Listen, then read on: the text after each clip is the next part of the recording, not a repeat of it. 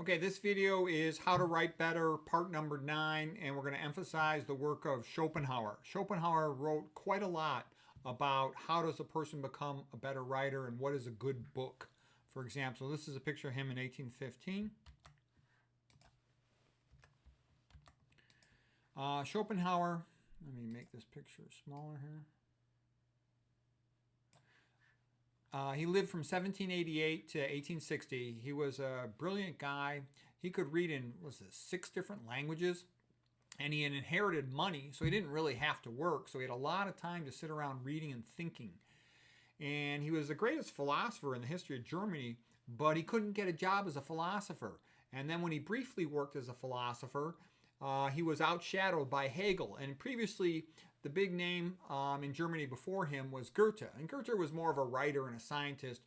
But so Schopenhauer always had a bit of a chip on his shoulder. He's kind of pissed off that he couldn't get more famous early in his life as a philosopher. And so he was very outspoken. His favorite books include Tristram Shandy by Lawrence Sterne. That's about the guy who most of the book occurs before he was born. So it's kind of a crazy book, but it's kind of funny. And it was brilliant for being written in the 1700s. And Don Quixote, for example. Okay, so he became a lonely old man. I think he had one child who died early, and so he never had any kids. He didn't marry. And he's this grouchy old genius. But I could relate to him in a way because he would sit there and he would try to really understand things. Oh, like here's one thing he said. He said that men seem to largely get their intellect from their mothers and their character from their fathers. And I thought about this and gee, my kids kind of got more influence from their mother than from me. Why can't they be more like me? And then I thought about it and I realized that you get the sperm from the father, the egg from the mother, and the DNA is in both of them, but the mitochondria come from the mother. So also the plasma membrane of the zygote, the egg, the cytoplasm. And I thought about this. At first I was sad, but then I realized if the mama is providing that additional genetic material, let's just say it's 2/3, then really she probably ought to be responsible for 2/3 of the kid's expenses, don't you think? Okay, anyways, Arthur Schopenhauer said, a happy life is impossible. The highest a man can achieve is a heroic life. Yeah, if you think about happiness, you'll end up being sad, but if you get moving on something you care about, you'll be happier.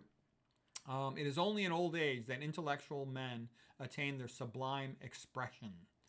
Of all the intellectual faculties, judgment is the last to mature. Okay, so then now we'll start getting into his quotes about writing. A man who has not enough originality to think out a new title for a book will be much less capable of giving it new contents. Okay, yeah, so if they can't come up with good chapter titles either, the book probably stinks.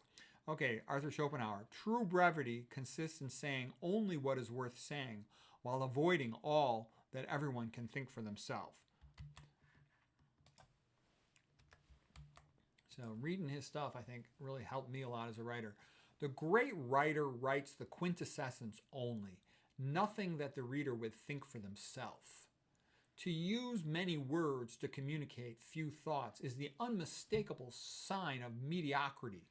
To gather much thought into a few words stamps the man of genius. So what I would recommend if you're trying to become a better writer is to always try to write well, whatever you write. If you're writing an email, try to write it well.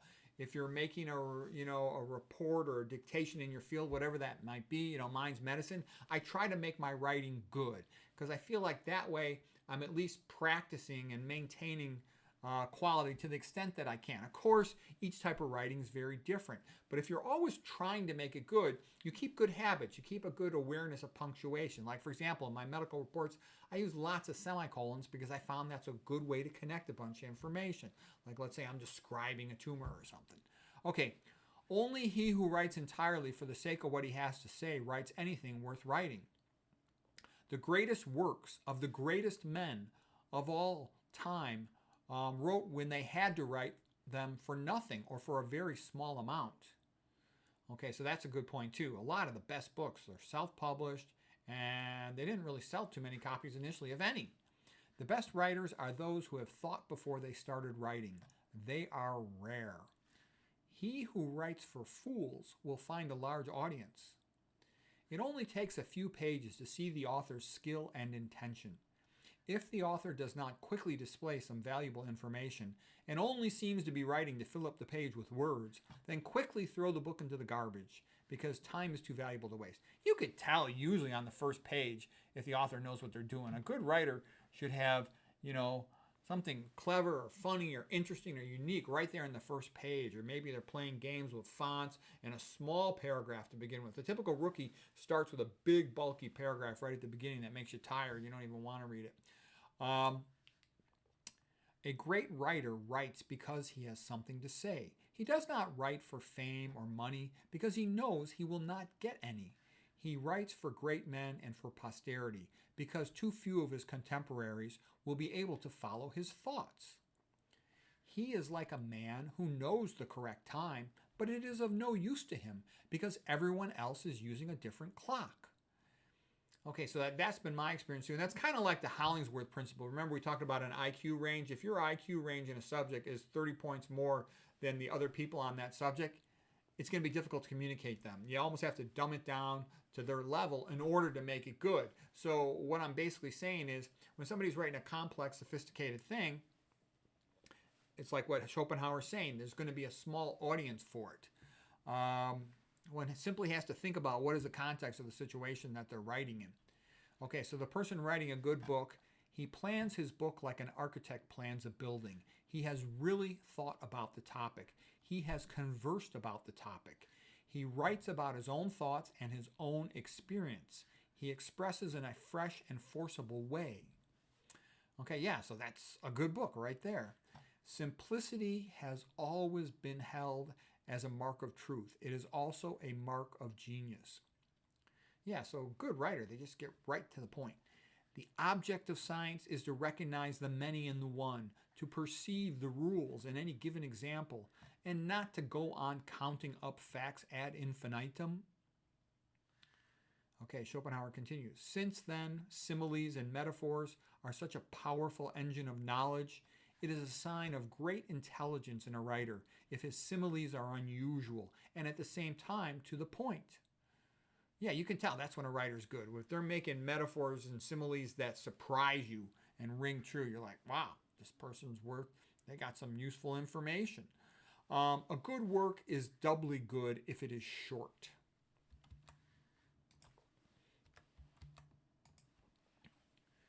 All right, Schopenhauer continues on writing. Students and learned persons of all sorts and every age aim as a rule at acquiring information rather than insight. Information is only a means of insight and of little value in itself. Yeah, that's true. So most grade school, high school, college is just memorizing stuff without really understanding the point of it.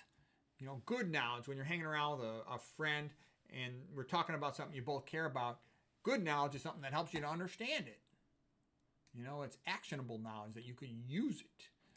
Okay, Schopenhauer continues. True excellence can be attained only where the work has been produced for its sake alone. The truth is that the hobbyist treats his subject as an end, whereas the professional treats it merely as a means. The hobbyist is really in earnest about a matter and has a direct interest because he likes it and pursues it con amore. It is these hobbyists and not professional hirelings that have always done the greatest work. Now, I used to love reading this type of stuff from Schopenhauer because it would inspire me. I would be, for example, writing book chapters about diabetes. I'm a neuroradiologist. I'm not an endocrinologist. But what I recognized when I would go through all their literature and their textbooks is that none of them were addressing the key points. The guy Shulman out of Yale did some great work in diabetes. That guy deserves a Nobel Prize. But when I'm talking about the standard textbooks, and Roy Taylor did some great work, the English guy too. His paper's great, okay? And they both won the Banting Prize, okay? But in terms of the bread and butter textbooks and most of the papers, you don't ever get to this type of stuff. The great stuff comes from this type of perspective. The intellectual attainments of a man who thinks for himself resemble a fine painting, where the light and the shade are correct, the tone sustained, the color perfectly harmonized. It is true to life.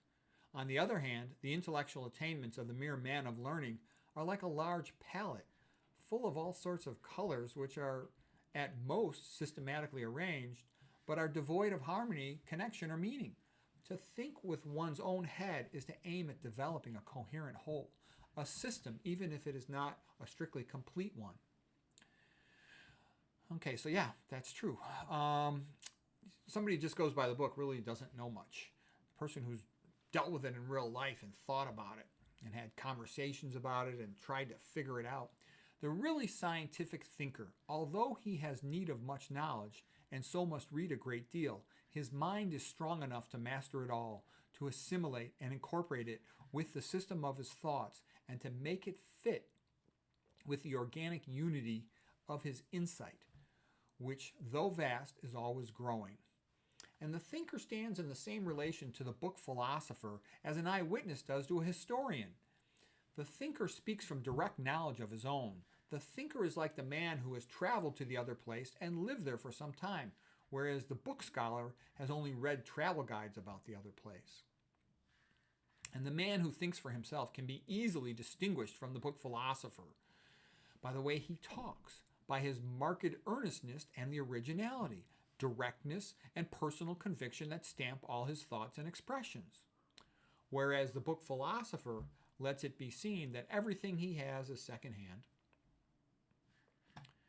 The works of all truly capable minds are distinguished by a character of decision and definiteness, which means that they are clear.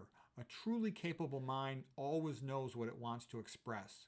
The characteristic sign of a mind of the highest order is that it always judges at first hand.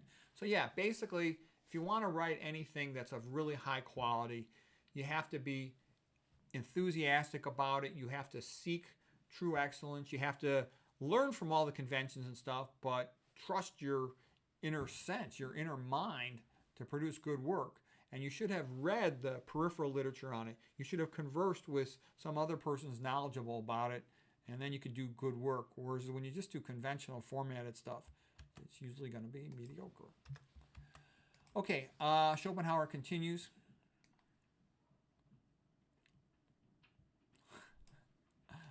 Got no room here. What light is to the outer physical world, intellect is to the inner world of consciousness. Only where the intellect exceeds the measure needed for living does knowledge become an end in of itself. It is consequently a quite abnormal event if in some man's intellect it deserts its natural vocation, that of serving the will by perceiving mere relations between things, in order to occupy itself purely objectively. But it is precisely this which is the origin of art, poetry, and philosophy, which are therefore produced by an organ not originally intended for that purpose. For the intellect is fundamentally a hard-working factory hand, whom his demanding master, the will, keeps busy from morning till night. But if this hard-driven serf, the intellect, should once happen to do some work of its own, voluntarily, during his free time, on his own initiative, and without any object but the work itself, simply for its own satisfaction, then this is a genuine work of art. Indeed, if pushed to the maximum, a work of genius, such as purely objective employment of the intellect, as well as creating all artistic, all poetical, and all philosophical achievements of the higher kind, also creates all purely scientific achievement in general. Okay, so that's a great statement. He's basically saying the individual mind seeking truth and trying to understand something is what produces all the great works. And it doesn't come from professors working on their job. It doesn't come from a group of professors or so-called scientists. It comes from that individual desire. And you'll see that that's really pretty much the case. Great achievements. The individual has an idea. Yeah, they'll end up needing other people to help them a lot of times to work it all out, or to build a company and to build a product or a device. But it's that initial individual deep pursuit of a subject that leads to great work. Okay, Schopenhauer continues. Talent works for money and fame. The motive which moves genius to productivity is, on the other hand, less easy to determine. It isn't money, for genius seldom gets any. It isn't fame, because fame is too uncertain. It is rather an instinct of a unique sort of virtue, whereby the genius is impelled to express what he knows in enduring works without being conscious of any additional motivation. It takes place by and large with the same sort of necessity as a tree brings forth fruit. I thought that was a great line. So basically, a smart person just creates stuff because it's their nature to create stuff. And it's like a fruit tree makes fruit. I thought that was great. Okay, the genius has a greater gift of clarity of thought and knowledge that he wishes to give to the whole species. It is this that impels them to labor in solitude and to complete their work. Schopenhauer on writing continues. The growth of ideas rests at bottom upon simile, because ideas arise by a process of combining the similarities and neglecting the differences between things. So basically, this guy figured this out. That's how the brain works, by connecting new information to what we already know. Schopenhauer figured this stuff out back in like around 1800. I mean, Schopenhauer was a genius. Don't get me wrong, he was a crazy, bitter genius. All that is true. But the guy was a genius. Okay, intelligence in the strict sense of the word ultimately consists in a seizing of the relations between things. Yeah, that's how we learn a new thing. We connect it to what we already know. And a clear and pure grasp of the relations is all the more often attained when the comparison is made between cases that lie wide apart from one another and between things of quite a different nature. Okay, then he continues talking about scientific discovery. I'm going to get into a little bit more about what he said on writing, but some of the stuff fills the background. Because what I love about Schopenhauer is he wasn't talking about, trying to get an A on your high school essay. He was talking about how does somebody who's writing create a magnificent work that stands the test of time and that is worth looking at 100 years later. How does somebody do that? Where does that come from? And if you aspire to that, a greatness of something, you're much more likely to produce something that's high quality. Okay. Schopenhauer continues, as long as a relation is known to me, existing only in a single case, I have but an individual idea of it. In other words, only an intuitive knowledge of it. But as soon as I see the same relation in two different cases, I have a general idea of its whole nature, and this is a deeper and more perfect knowledge. Okay, since similes and metaphors are such a powerful engine of knowledge, it is a sign of great intelligence in a writer if his similes are unusual and at the same time to the point.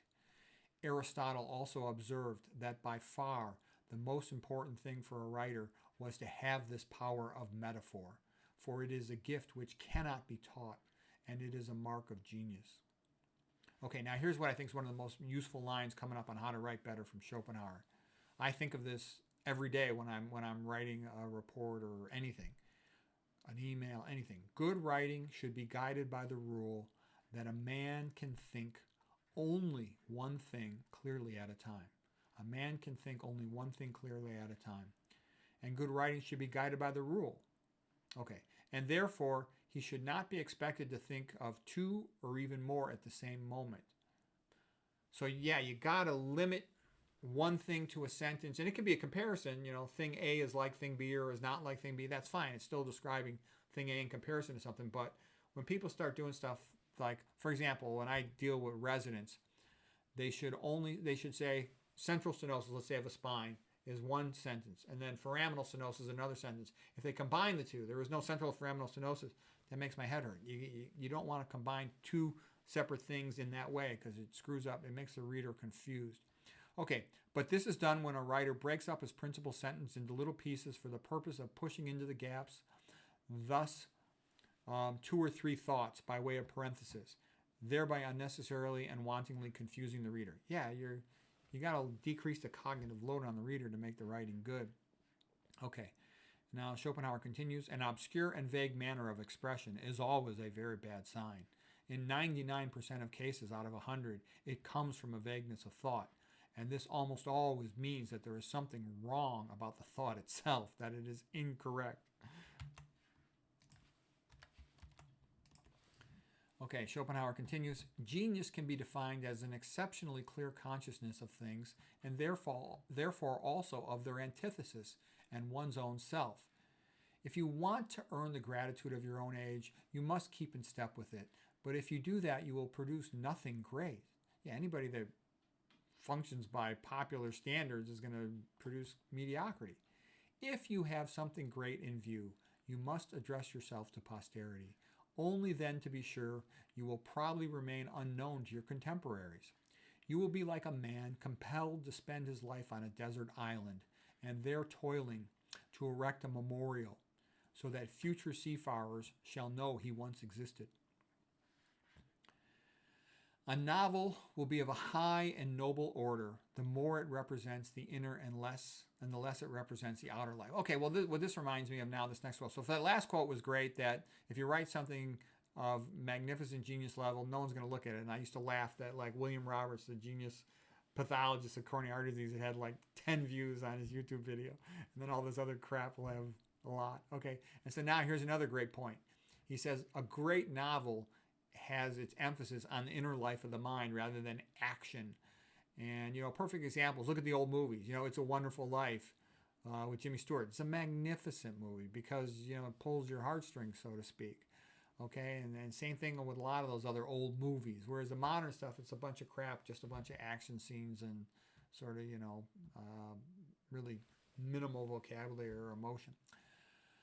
Okay, the novel skill consists in setting the inner life in motion with the smallest possible array of circumstance, and the ration between the two provides a means for judging any novel of whatever kind, for it is this inner life that really excites our interest.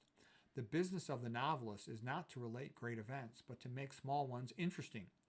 Tristram Shandy has indeed as good as no action at all, and there is not much in La Nouvelle Heloise by Rousseau, or in Wilhelm Meister by Goethe. Even Don Quixote has relatively little, and what there is very unimportant and introduced merely for the sake of fun. And these four are the best of all novels. Schopenhauer would read in 6 different languages and compare all the literature. Okay, Schopenhauer continues, always to see the general in the particular, that is the foundation of genius. Intellect is invisible to the man who has none. That's a great line. Intellect is invisible to the man who has none. All truths pass through 3 phases. First, they're ridiculed. Second, violently opposed. Then third, accepted as self-evident. Education perverts the mind because it does the opposite of the natural. It forces opinions and conclusions and ideas into our minds first and observations last. That is why so few men of learning have common sense, whereas it is quite common amongst the illiterate. Okay, Schopenhauer continues on genius here. In genius, knowledge becomes the main thing, the aim of the whole life. His own existence, on the other hand, declines to a subsidiary thing, a mere means. His mind needs to be constantly and vigorously occupied. Intellect is a magnitude of intensity, depth of learning, not of extensity, breadth of learning. And that is why one man can know more than 1,000. 1,000 fools do not make one wise man. And that's like what Galileo is at. Galileo says, intellect is like the horse race of a stallion. It's not like plow horse. It's not a question of volume. And that's why one stallion can outrun 1,000 plow horses. Okay, Schopenhauer continues. Okay, I'll just take my picture out of there. And this one's kind of funny. Like I said, he was jealous and pissed off because he couldn't get a job at the university. And he was the best professor in the whole country. University professors learn not for the sake of knowledge and insight, but to be able to chatter and give themselves airs. University professors, like he meant philosophy professors, are restricted in this way, are quite happy about the matter, for their real concern is to earn with credit an honest livelihood for themselves and also for their wives and children, and moreover to enjoy a certain prestige in the eyes of the public.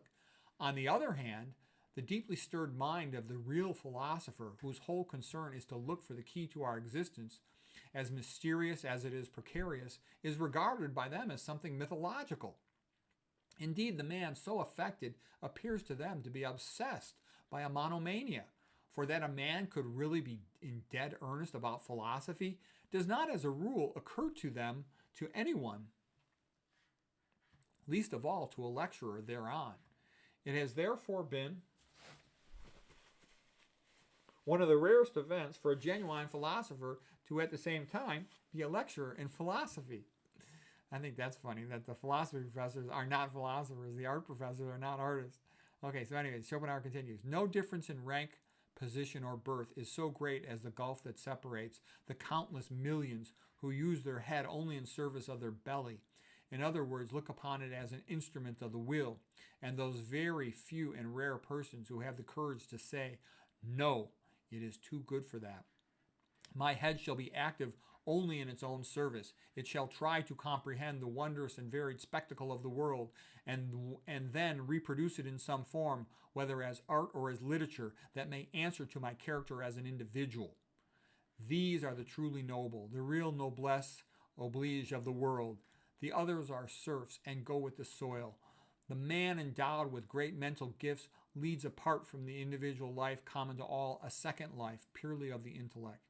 He devotes himself to the constant increase, rectification, and extension, not of mere learning, but of real systematic knowledge and insight. It is thus a life which raises a man and sets him above fate and its changes. Always thinking, learning, experimenting, practicing his knowledge, the man soon comes to look upon this second life as his chief mode of existence, and his merely personal life as something subordinate, serving only to advance the ends higher than itself. An example of this type of independent, separate existence is furnished by Goethe. So that's Schopenhauer. Okay, we're almost done here. Oh, shit, I screwed up. We got one last page on Schopenhauer. True abolition of Latin as a universal language of learned men, together with the rise of provincialism, which attaches to national literatures, has been a real misfortune for the cause of knowledge in Europe. For it was chiefly through the medium of the Latin language that a learned public existed in Europe at all, a public to which every book that came out directly appealed. The number of minds in the whole of Europe that are capable of thinking and judging is small as it is, but when the audience is broken up and severed by differences of language, then the good that these minds can do is very much weakened. This is a great disadvantage, but a second and a worse one will follow, namely that the ancient languages will cease to be taught at all. Yeah, so he was ticked off back in early 1800s that Latin and Greek were no longer being taught and read, especially Latin. It was the national language of Europe, and it allowed scholars from everywhere to communicate. Okay, so he says, the neglect of these languages, Latin and Greek, is rapidly gaining ground in both France and Germany, and if it should really come to pass, then farewell humanity, farewell noble taste and high thinking. The age of barbarism will return in spite of railways, telegraphs, and balloons. We shall thus in the end lose one more advantage possessed by all our ancestors, for Latin is not only a key to the knowledge of Roman antiquity. Latin also directly opens up to us the Middle Ages in every country in Europe, and modern times as well, down to about 1750. The best recreation for the mind is to study the ancient classics. All right, so that's great stuff. Okay, just a little bit more from Schopenhauer. The thing treated can be important, whoever wrote it. The form, the particular character of the book, it depends on the person who wrote it. It is the way in which matters are treated, what is thought about them, that gives the book its value, and this comes from the author. What he's basically saying is, if the topic is a common topic that everybody has some familiarity with it, the author has to be really good to write anything unique or interesting. Whereas if the topic is something very, very, very unusual, like let's say that girl who escaped from North Korea and she tells her story is so unique, it doesn't matter if she could write well or talk well. Just because her story is so unique, it's going to be fascinating because it's completely new to us, relatively speaking. Okay, if the book is excellent and beyond comparison, so is its author. Where the matter is accessible to everyone, then everything will depend upon the form of the book. What is thought about the matter will give the book all the value it possesses. Here, only a really distinguished man will be able to produce anything worth reading, for the others will think nothing but what anyone else can think. A good author is fertile in ideas. He truly has something to say. While a man should, if possible, think like a great genius, he should talk the same language as everyone else. Only when a man is convinced of the truth and importance of his thoughts will he feel the enthusiasm necessary for the untiring effort to find the clearest, finest, and strongest expression for them. Okay, then one last quote by Schopenhauer. Exaggeration of every kind is essential to dramatic art. So that's Arthur Schopenhauer. He lived from 1788 to 1860, and he had a lot of good insights on how to write a good book. Hope that was useful.